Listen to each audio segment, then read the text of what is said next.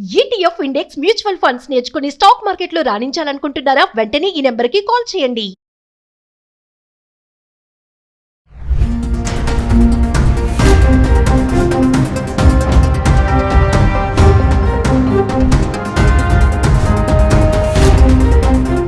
నమస్తే, welcome back to Suman T. ప్రస్తుతం మనతో పాటు ఉన్నారు అనలిస్ట్ మందడి కృష్ణారెడ్డి గారు.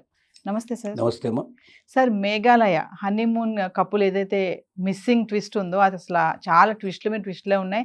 ఆఖరికి ఎట్టకెళ్ళకి అమ్మాయి అయితే ఒప్పేసుకుంది, నేను ప్లాన్ చేసి నా భర్తని స్కెచ్ వేసి చంపేశాను అని చెప్పేసి. అంటే చూసుకుంటే ఇల్లీగల్ అఫైర్స్ ఏది కారణం చూసుకున్నా సార్ ఇదే ఉంటుంది. మూలాలకు వస్తే ఇల్లీగల్ అఫైర్స్ అనేవి, అంటే పెళ్ళి అనే దానికి అర్థాలే మారిపోతున్నాయి అని అనుకోవచ్చు అంటారా? చాలానే చూసాం గతంలో కూడా ఇలాంటివి. మనము భర్తల్ని స్కెచ్ చేసి చంపేయడం, సుపారీ ఇచ్చి చంపేయడము, యాక్సిడెంట్లుగా చంపేయడము, వీటన్నిటికీ కూడా ఇల్లీగల్ అఫైర్స్ కారణం అంటే ఏం చెప్తారు? మీరు చెప్పింది చాలా వరకు కరెక్ట్ అయిన విషయమే. ఈనాడే కాదు, చరిత్ర పుట్టినప్పటి నుంచి కూడా ఒకటి పదవుల కోసం ఏదైనా ఒక పదవి కానీ, లేదా డబ్బు, లేదా స్త్రీ, ఈ మూడు ప్రధానంగా జరిగాయి.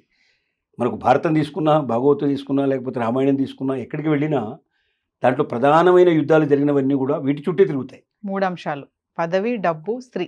రాచరికంలో కూడా ఒక స్త్రీ ప్రేమ కోసం, ఒక స్త్రీ పొందు కోసం, ఒక స్త్రీని చెరపట్టడం కోసం అని చెప్పి జరిగినటువంటి యుద్ధాలు కోకొల్లుగా ఉన్నాయి. అంటే అంత పెద్ద సామ్రాజ్యాలు కూడా పోగొట్టుకోవడానికి సిద్ధపడ్డారు ఒక స్త్రీ కోసం. ఎందుకంటే స్త్రీ పురుషుల సంబంధం అనేది అది మొదటి నుంచి కూడా అనాదిగా ఏనాడైతే స్త్రీ పురుషుల్ని తయారు చేసి ప్రపంచంలోకి భగవంతుడు పంపించాడని అనుకుంటాము, ఆ రోజు నుంచి కూడా ఒకరి కోసం ఒకరు, ఆది మానవుల కాలంలో కూడా ఇట్లాంటి యుద్ధాలు జరిగినట్టుగా అప్పటికి ఇంకా భాష సరిగ్గా లేదు, సంస్కృతి సరిగ్గా లేని రోజులు కూడా జరిగాయి. ఇప్పుడు దాని ఒక విశృంఖలతో ఇవాళ మనం చూస్తున్నాం. దాంట్లో భాగమే మధ్యప్రదేశ్ సంబంధించినటువంటి గొప్ప వ్యాపారవేత్త, కుటుంబం నుంచి వచ్చిన వ్యక్తి రఘువంశీ అనేటువంటి వ్యక్తి పెళ్లి చేసుకొని ఆశపడ్డాడు. సోనం అనేటువంటి ఒక అమ్మాయిని ఇష్టపడ్డాడు. వాళ్ళు తల్లిదండ్రుల అంగీకారంతో చక్కగా పెళ్లి కూడా చాలా వైభవంగా జరిగింది, ఘనంగా జరిగింది. తర్వాత హనీమూన్ పీరియడ్ వచ్చింది. ఈ హనీమూన్ పీరియడే తన జీవితంలో చివరి క్షణం అవుతుందని ఊహించలేకపోయినాడు ఆ అబ్బాయి. ఇద్దరు కలిసి వెళ్ళారు. ముఖ్యంగా వాళ్ళు మేఘాలయకి వెళ్ళాలనుకున్నారు. మేఘాలయ చిన్న స్టేటు, కానీ చాలా అందమైన స్టేటు. ఎక్కువ కొండ ప్రాంతం ఉంటుంది, ప్రకృతికి బాగా విభూసినట్టుగా ఉంటుంది. అయితే అక్కడక్కడక్కడ విసిరేసినట్టుగా ఇళ్ళు ఉంటాయి, చాలా తక్కువ ఇళ్ళు ఉంటాయి, తక్కువ జనాభా ఉండేటువంటిది, ఎక్కువ భాగం ప్రకృతి మనకు కనబడుతుంది. అక్కడికి వెళ్ళిన వాళ్ళు మరి షిల్లాంగ్ వెళ్ళారు. మొట్టమొదట షిల్లాంగ్ లోపల వాళ్ళు ఒక హోటల్లో బస చేశారు. బస చేసిన తర్వాత వెంటనే నెక్స్ట్ డేనే వెంటనే బయలుదేరి వాళ్ళు ఒక బైక్ అద్దెకి తీసుకొని ఆ బైక్ మీద భార్యాభర్తలు ఇద్దరు కూడా వాళ్ళు ప్రయాణం చేయడం మొదలుపెట్టారు. కొండ ప్రాంతాల్లోకి వెళ్ళడానికి జరిగింది. కొండ ప్రాంతంలో వెళ్ళారు. అక్కడ గైడ్స్ను మార్చుకుంటూ వెళ్ళారు. గైడ్స్ను ముందే మాట్లాడుకుని గైడ్స్ను పెట్టుకుంటూ వెళ్ళారు. కానీ ఒక గైడ్, లాస్ట్ గైడుని వద్దు అని చెప్పి ఆ అమ్మాయి తిరస్కరించింది. ఆ గైడ్ని క్యాన్సిల్ చేయడం జరిగింది. ఆ గైడ్ ఎందుకు క్యాన్సిల్ చేశాడో తెలియని పరిస్థితుల్లో ఆ గైడు అద్భుతం చేశాడు. అసలు నన్ను వద్దంటున్నారు ఎందుకు అనేది చివరిగా అతను వెళ్ళాలి. యాక్చువల్గా ఆ యాత్రలో అక్కడ వాళ్ళు చూడాల్సిన ప్రదేశాలు వివరించడానికి అతను వెంట ఉండాలి. కానీ అతన్ని వద్దని చెప్పినప్పుడు అతను గమనించడం జరిగింది. ఇది అయిపోయిన తర్వాత ఏం జరిగింది, సడన్గా వాళ్ళిద్దరూ కనిపించకుండా పోయినారు. 10-12 రోజుల పాటు వాళ్ళ కోసం వెతికారు. మొత్తం ఇక్కడ నుంచి మధ్యప్రదేశ్కి ఇక్కడ ముఖ్యమంత్రిని కలిశారు. అంత ఇన్ఫ్లుయెన్స్ ఉన్న ఫ్యామిలీ అది. దేశవ్యాప్తంగా కొంచెం రచ్చ నడిచింది. మేఘాలయ ముఖ్యమంత్రికి ఫోన్ చేశారు. అక్కడ నుంచి మేఘాలయ డీజీపీ స్వయంగా జోక్యం చేసుకొని తన ముఖ్యమైన వ్యక్తులందరినీ కూడా దాంట్లో పంపించాడు. ఒక పెద్ద బ్యాచ్ను పంపించారు. వాళ్ళు బృందాలుగా వెళ్ళిపోయి వెతికారు. వెతికిన తర్వాత ఒక జలపాతం కింద అడుగున ఒక శవం పడింది. అది చాలా అప్పటికే కుళ్ళిపోయిన పరిస్థితిలో ఉంది. శవాన్ని చూశారు, గుర్తించారు. శవం మెడలో ఒక గొలుసు కూడా అట్లాగే ఉంది. తర్వాత అంటే బంగారు వస్తువులు కూడా, అంటే ఏదైనా డబ్బు కోసం జరిగేటువంటి హత్య అయితే శరీరం మీద ఉండేవన్నీ ఊడ్చుకెళ్ళిపోతారు. సహజంగా జరిగేటువంటి విషయం. ఏ చిన్న దొరికినా వదిలిపెట్టకుండా తీసుకెళ్ళిపోతారు. అంటే బంగారు వస్తువు కూడా ఇంకా శరీరం మీద ఉంది అంటే దాని అర్థం ఏంటి, వచ్చిన వాళ్ళు అతన్ని డబ్బు కోసమో లేకపోతే ధనం కోసమో హత్య చేసినట్టు వాళ్ళు కారు అనే విషయం అర్థమైంది. హత్య చేసినట్టుగా స్పష్టంగా కనబడుతోంది. పొడి చేసినట్టుగా కత్తి కూడా దూరంలోనే దొరికింది వాస్తవంగా. అలాగే వాళ్ళ ఫోన్ కూడా అక్కడే దగ్గరలో దొరికింది.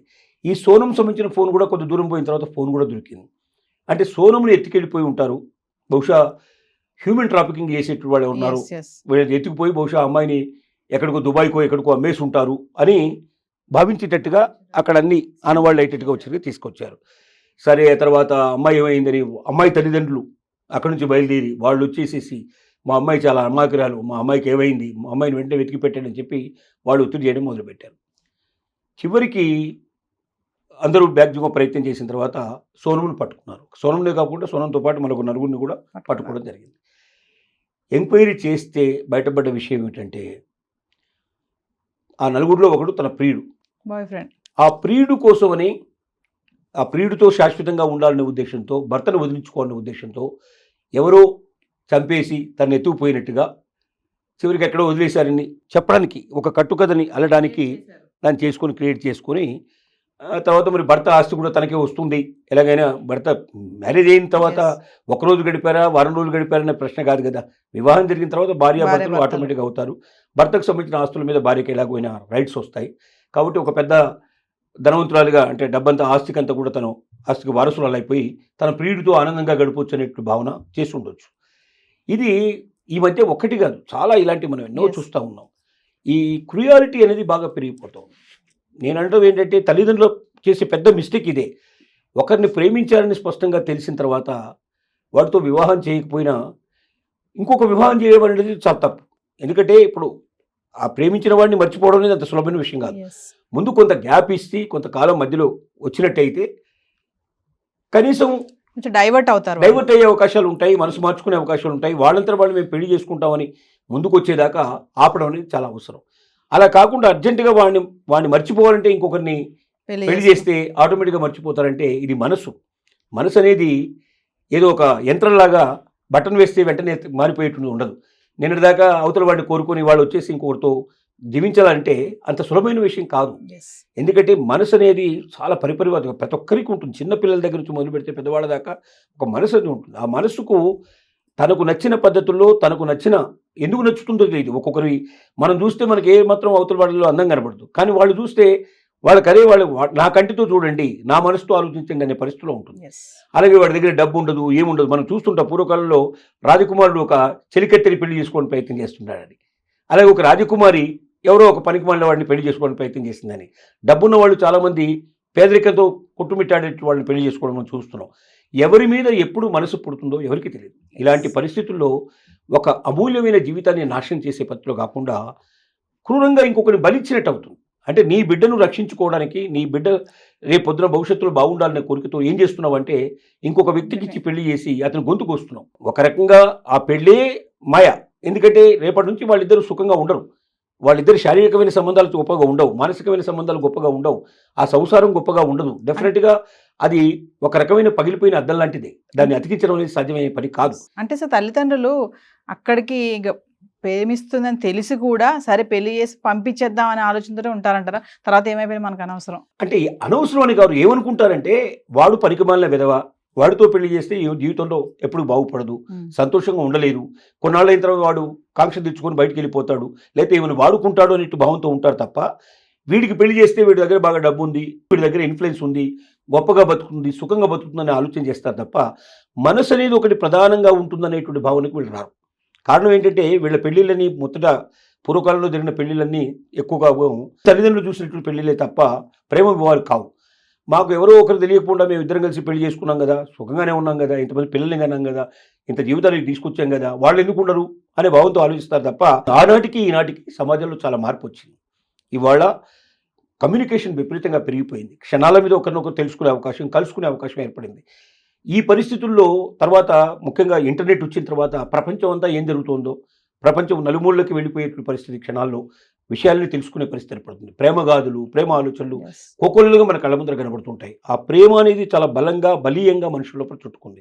7th క్లాస్ పిల్లల దగ్గర నుంచి వాళ్ళ ప్రేమ అనేది బయలుదేరే పరిస్థితి ఏర్పడింది. చిన్న చిన్న పిల్లల్లో ఇలాంటి పరిస్థితులు ఏర్పడాయి. ఈ పరిస్థితులకు కారణం ఏంటంటే చుట్టూ జరుగుతున్న వాతావరణ మార్పులు, ఇవన్నీ దృష్టిలో పెట్టుకుని టెక్నికల్గా ఆలోచించాలి. ఏదేమైనప్పటికీ మన విజ్ఞప్తి ఒకటే, తల్లిదండ్రులకు పెద్ద విజ్ఞప్తి, ఎట్టి పరిస్థితుల్లో మీ పిల్లల మనసుకు వ్యతిరేకంగా మీరు వెళ్ళే ప్రయత్నం చేయకండి. వాళ్ళు పేదవాళ్ళ గొప్పవాళ్ళ వాళ్ళ భవిష్యత్తు ఎట్లా అవుతుందో మీరు మనం తీర్చిదిద్దలేము. ఇవాళ పేదవాడిగా ఉన్నవాడు రేపు పొద్దున కోటీశ్వరుడు కావచ్చు, ఇవాళ కోటీశ్వరుడు ఉన్నవాడు రేపు పొద్దున బికారి కావచ్చు. కాబట్టి ఒక మనిషి యొక్క డబ్బును బట్టో స్టేటస్ను బట్టో మన పిల్లల్ని పిచ్చి పెళ్లి చేస్తే వాళ్ళు గొప్పగా ఉంటారు అనుకోవడం కాకుండా మనసును బట్టి ఇష్టపడేటువంటి వాళ్ళని పెళ్లి చేసే ప్రయత్నం చేయండి. లేదా ఒకవేళ పెళ్లి చేయడం ఇష్టం లేకపోతే కొంతకాలం పెళ్లి వాయిదా వేయండి. వాళ్ళ మనసు మారినప్పుడు మాత్రమే పెళ్లి గురించి ఆలోచించండి. కానీ అప్పటిదాకా ఇలాంటి బలవంత వివాహాలు చేసి మరొకరి గొంతు కోయొద్దని, ఇంకొకరి జీవితాలతో ఆడుకోవద్దని మనం విజ్ఞప్తి చేస్తున్నాం.